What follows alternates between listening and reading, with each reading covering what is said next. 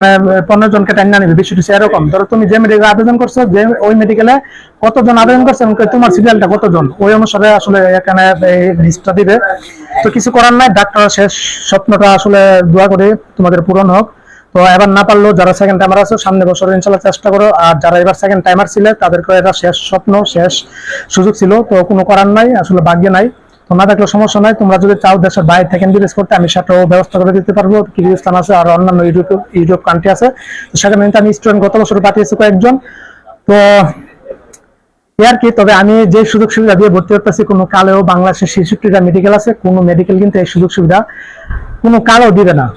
যেখানে 21 লাখ টাকা ভর্তি ফি লাগে, সেখানে আমি মাত্র 8 লাখ টাকায় ভর্তি করে দিচ্ছি, কিস্তির সুবিধা সহ, এমনকি আরো অন্যান্য ফেসিলিটি সহ। বেতন অনেক সিস্টেম আছে, তো আরো অনেক ফেসিলিটি বলার ভাষা নাই। আর তোমরা জানো যে আজকে ইব্রাহিম মেডিকেল, যেটা বারডেম